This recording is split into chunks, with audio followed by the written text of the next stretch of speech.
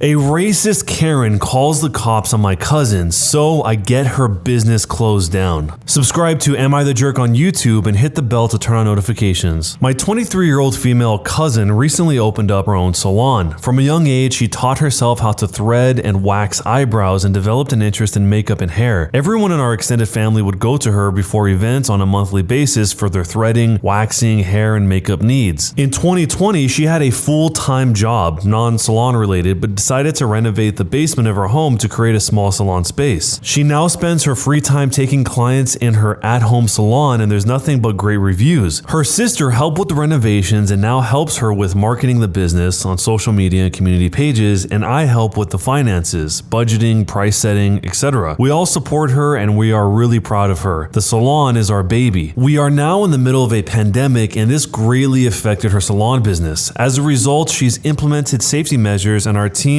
made sure to keep up with COVID regulations in our city. This included having one customer inside at a time, doing temperature checks, making masks/face shields and gloves mandatory, wiping down the salon after each client, etc. Also, when our city was in lockdown, the salon was closed as it is not an essential service. Here's where the incident began. Our city is once again in lockdown since the end of December to the end of January. The salon has been closed down since the lockdown began. The salon's social media pages have been updated to let the current clientele know that the salon is closed. Now comes the Karen. Karen sees a community poster from October detailing a discount that the salon was having on a certain package we offer. She comments on the post saying that she can't believe the salon is open in the middle of a lockdown when her salon has to be closed. This is important for later. Karen fails to notice that this post was made in October when salons were allowed to operate as long as they followed safety regulations. Karen doesn't bother checking more recent posts indicating that the salon was closed. My cousin doesn't see her reply at this time. The next day, 2 police officers show up at my cousin's door while she's at a doctor's appointment. The officers ask for my cousin, and my aunt lets them know that she is not home right now. My aunt does not speak English very well and lets the officers know that she would call my cousin and ask her to come home. Maybe the officers didn't believe her, but they insisted on coming inside the home. My aunt had already called my cousin as she was worried. My cousin asked what it was about, but my aunt didn't know. My cousin then asked if they had a warrants for anything. When she found out that they didn't, she told her mom not to let them come inside and that she would be there in about 20 minutes. My cousin began driving home when my aunt called her to let her know that they simply left. Hearing this, my cousin was less worried and decided to go grocery shopping as planned before heading home. It turns out the officers came back half an hour later and once again demanded to see my cousin. My aunt called my cousin again and asked her to come home, but in the 20 minutes she took to come home, the officers were gone. They had left a card and asked her to call back. My cousin managed to get a hold of the officers and was told that someone had reported her business. They claimed that she was operating during the lockdown and they had proof. My cousin knew that this wasn't true, as the salon had been closed for quite a while. By now, my cousin had seen the comment from earlier and mentioned that she knew exactly what their so-called proof was, but the post in question was from October. My cousin was very upset as this post was not even close to being actual evidence of her operating now in January. She was also very upset that they were insisting on coming inside the house with no cause or no warrant when they could clearly see that my aunt does not understand the language very well. At the end of the conversation, the police officer apologized to my cousin and we thought that was the end of it. You must be wondering, how did we know that Karen was the one who called the cops? Well, she told us. The next day, my cousin received a message that she realized was from the woman who commented on the post. Karen decided to pretend like she was a customer. Can I book an appointment? My cousin responded back and said, "Hey love, we're currently closed due to the lockdown, but once the lockdown is over, we will be more than happy to book you in." Oh, my girlfriend was there yesterday. My apologies. Well, you must have gotten the date wrong. The salon is not taking clients until the lockdown is over. Thank you. No problem. I didn't get the date wrong. Lol. I also know the police came due to you being open. Take care. I'm not going to sit here and entertain your boring life. Maybe for a change, you can find another hobby rather than spreading lies and wasting people's time, including the police's time. Or even better, find an actual job. Have a good night.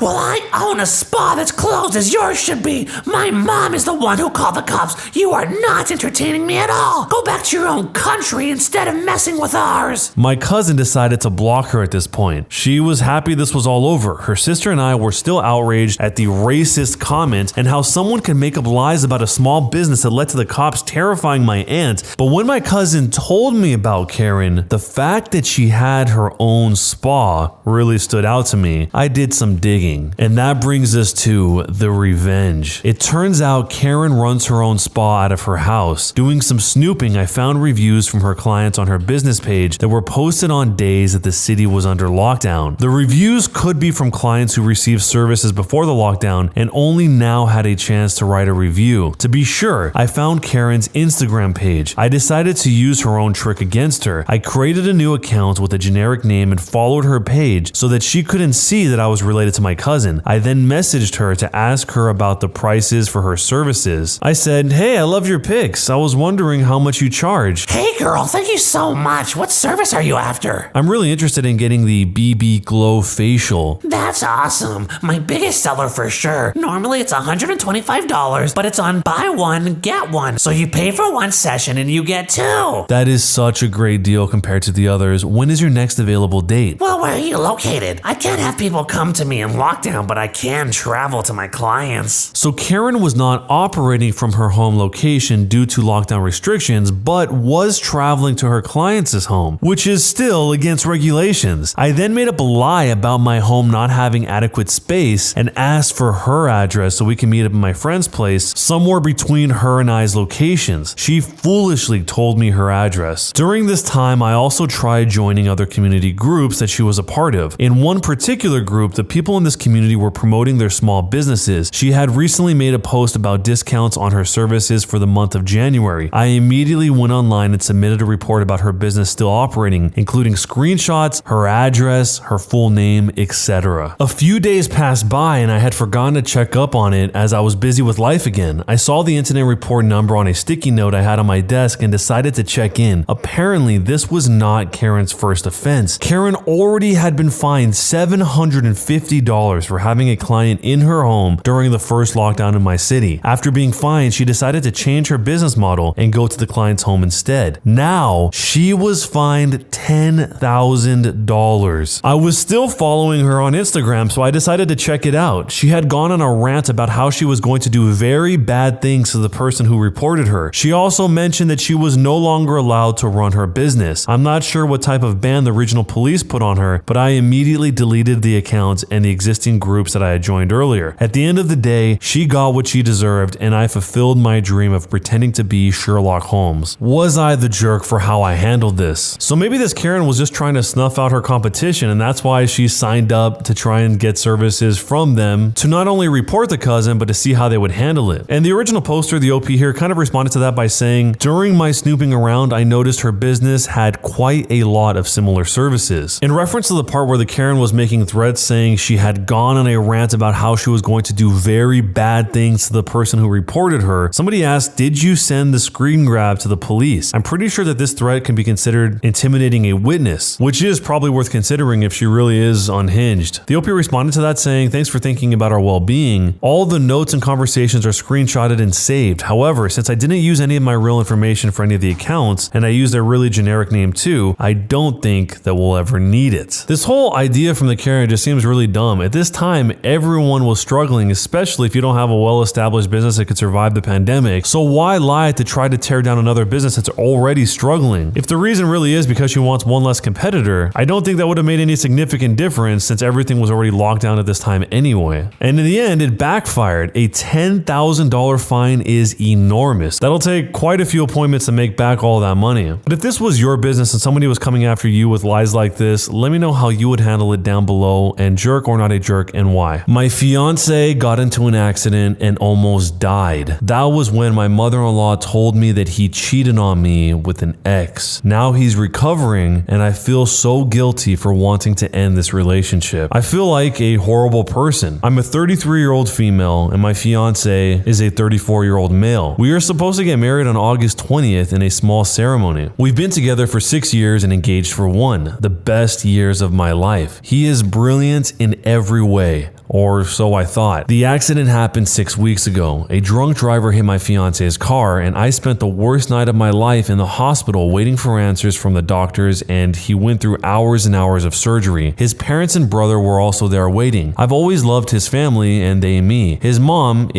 was one of my favorite people, and we got along very well. She was happy to have me as her first daughter-in-law. She's religious, and when my fiance was hovering between life and death, she was worried about his sins. So she told me that he cheated on me 2 months ago with an ex that he bumped into. She explained that it was because of the wedding and the stress of planning it. Apparently, I've been both stressed out and stressing him out. He had a weak moment. It was a one-time thing and he regretted it so much. He asked his parents for advice on what to do, and they told him not to say anything. As long as he's remorseful and as long as it was me he wanted, he should forget about what he did and move on. His whole family knew. After the hospital, he moved back to his parents' house because we live in a flat without lifts. I visit him every day. I haven't told him that I know when his family is acting like nothing's changed. They're very happy he's doing better, and understandably so. My presence by his side is very helpful according to him and his family. Now, both my fiance and his parents are talking about us being able to get married on the day we said after all. I feel awful because I do not want that. Our relationship was over the moment I found out about the cheating. I stayed because I loved, still do, him and want him to feel better. I couldn't break his heart while he's recovering. I also thought that the wedding was postponed and that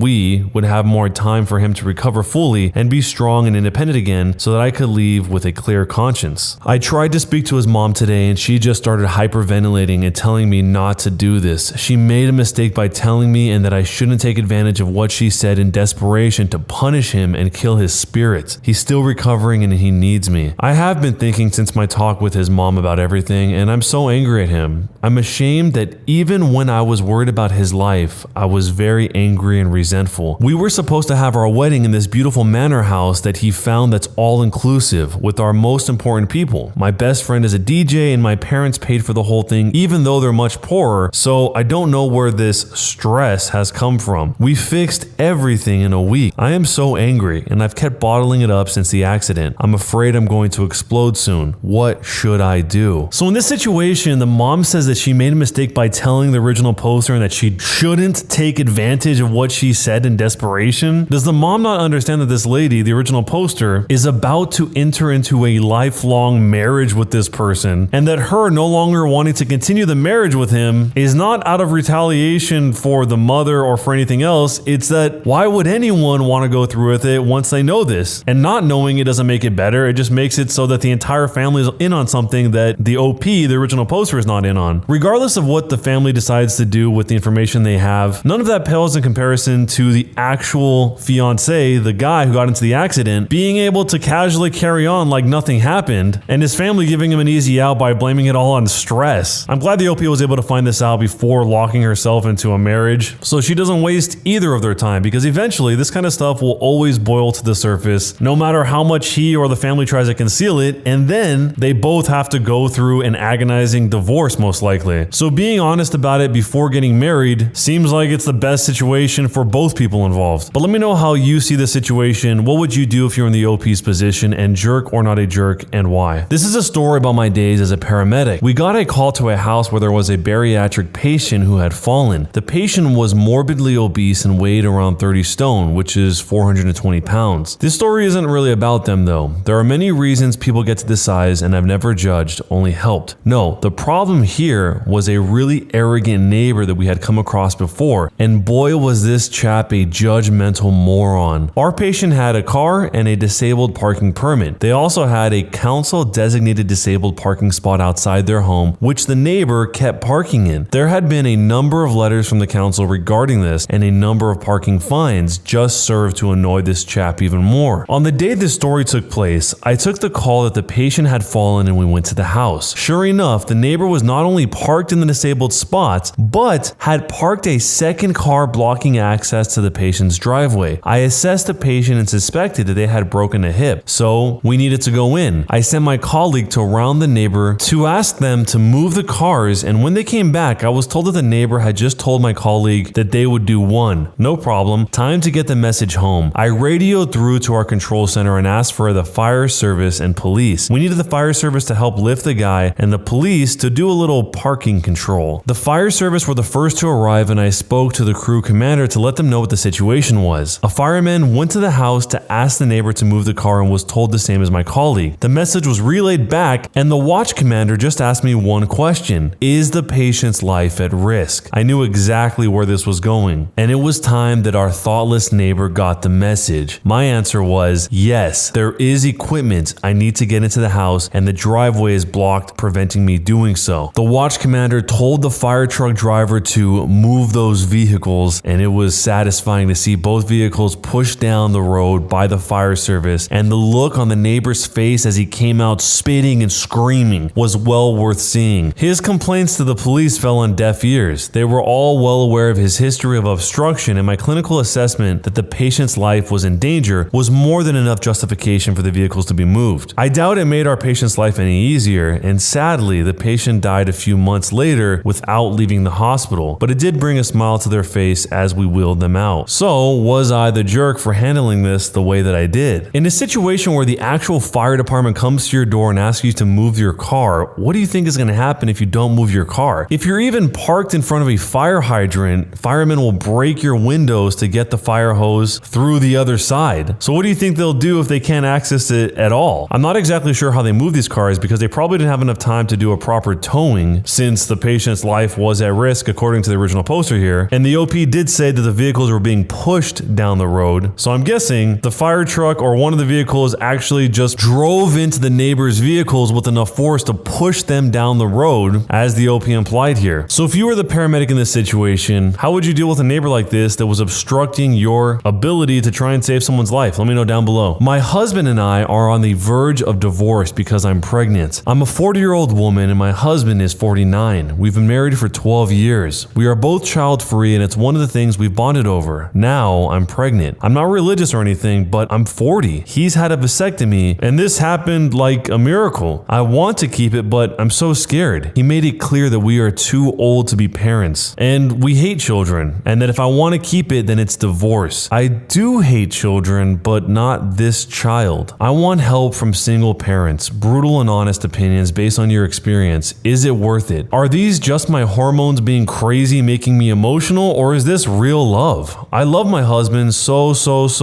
very much, but it's kind of faded away compared with the emotions that I'm having with my belly. Please help. Jumping into the future, there's an update. Many of you said that my marriage is already doomed because if I terminate, there's a big chance that I will resent my husband for it. I've been thinking about this a lot. I love my husband, and even when we are separating, I don't want it to be because of resentment. I'm so sorry for everything that's happened, but I can't control my feelings. I hope he will forgive me and that my child will forgive me. Would I be the jerk for choosing my future child over my husband? This is a difficult situation because it sounds like the original poster, the wife here and the husband both have come to an agreement quite a long time ago that they didn't want kids, even going so far as to have a vasectomy on the husband's part. But now that she's actually with child, her entire perspective seems flipped, and no matter how much she tries to suppress it by saying that she wants to be with her husband, ultimately it seems like she wants this child more than anything. She even points out that their marriage has faded, or more specifically, her love for her husband has faded. Besides not wanting children in the first place, I think the husband is worried that bringing a kid into the world is not really fair if he's already 50 years old before the kid's even born. So that means by the time this kid is 10 years old, the husband will be 60. And obviously by the time the kid is 20, the dad will be in his 80s. That's what the OP means when she says he made it clear we are too old to be parents. That, and possibly the fact that the older you are when you have children, the more risks there are for the child. So if you could give advice to the OP here, what would you tell her? Let me know down below. When you subscribe, make sure to hit the bell to turn on notifications. To finish listening to all the stories in this series, use the playlist at the top of the description. And next time you live stream, use the cream of the crop music. Search for Cream of the Stream on Spotify or whatever music platform you use for copyright-free music to use for your stream. It's free. Cream of the Stream. Either way, thanks a lot for listening. I'll see you guys next time.